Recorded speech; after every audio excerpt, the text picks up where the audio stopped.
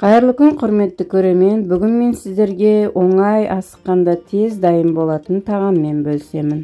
Видеоның соңына дейін қарап тамашалаңыздар. Бізге керегі дүкеннің осындай жаймасы және тағы да консерведегі қазы, осындай еттен жасалған қалбырдағы тушенка керек болады. Алдымен суымызды осылай қайнатып аламыз. Қайнап тұрған суымызға толтырмай бір шай қасық тұз саламыз. Тұз көп салмаймыз, өйткені тушенкадағы ет қатты тұзды болып келеді. Өзімізге жетерліктей мөлшерде жаймамызды алып, суымызға салып аламыз. Жақсылап араластырып, қазанымыздың қақпағын жауып қойып пісіреміз.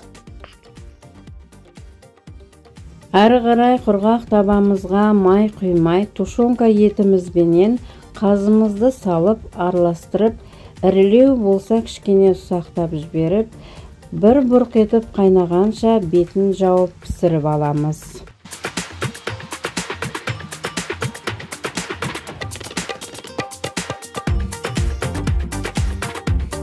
Міне осылай етіміз дайын. Осылай ет бір бұрқ етіп қайнаған соң оттан түсіре берсек болады.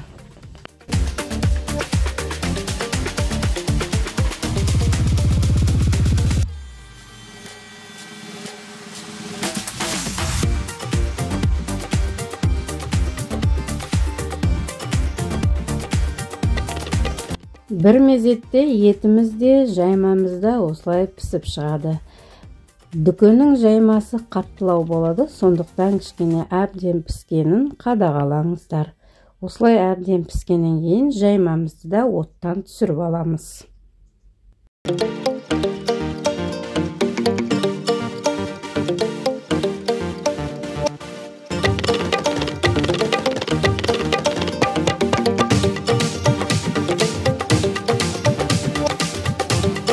Жаймаларымыздың барлығын суымыздан сорғытып табағымызға салып алғаннан кейін бір ожау еттің сорпасынан осылай құйып алатын боламыз. Жаймаларымыз жабысып қалмас үшін. Ары қарай еттерін осылай әдемілеп саламыз бетіне. Әркім өзінің қалауы бойынша бетіне көк шөп сеуіп әрлесеңіздер болады.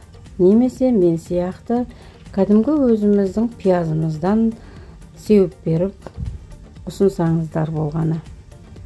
Міне дер мезетте тез дайын болатын тамағымыз дайын. Міндетті түрде жасап көріңіздер.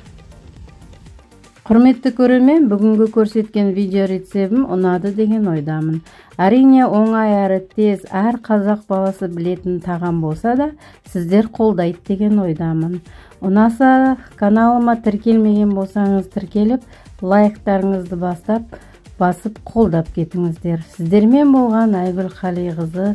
Келесі жаңа видеомда кездескенше сау саламатта болыңыздар.